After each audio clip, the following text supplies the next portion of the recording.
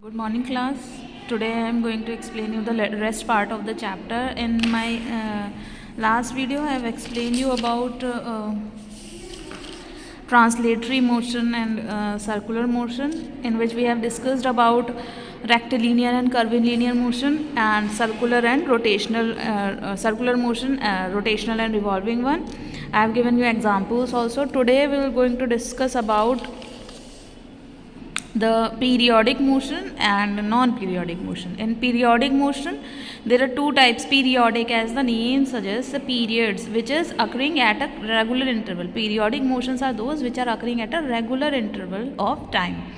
Okay, they are known as periodic motion. So there are two types of periodic motion: oscillatory or vibratory. Oscillatory motions are those in which the movement is occurring to and fro, like a pendulum is here. I have made a diagram.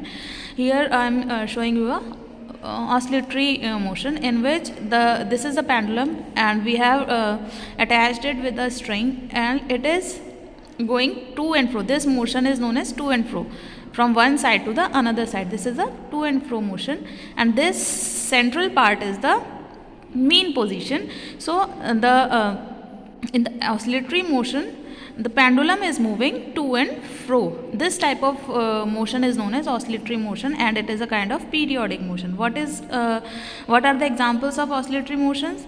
There are many examples, like a swing on which we move to and fro is a oscillatory motion.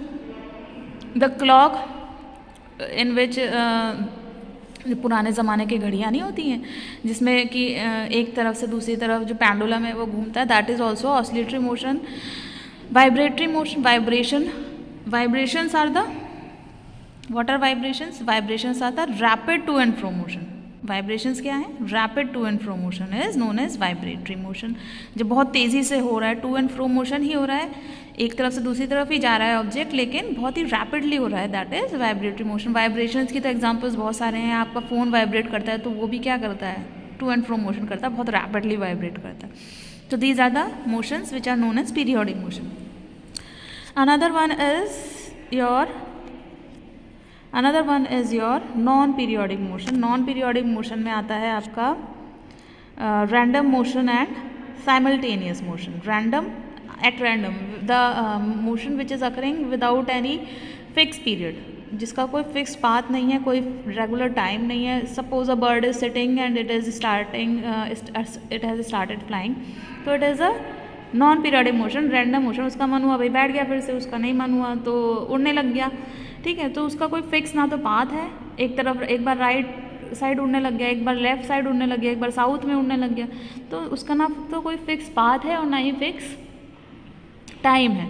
उसका जब मन करेगा तब वो fly करेगा, motion करेगा. तो ऐसे मोशन जिसका कोई फिक्स पाथ या फिक्स टाइम नहीं होता, वो नॉन पीरियोडिक मोशन होता है और रैंडम मोशन कहलाता है.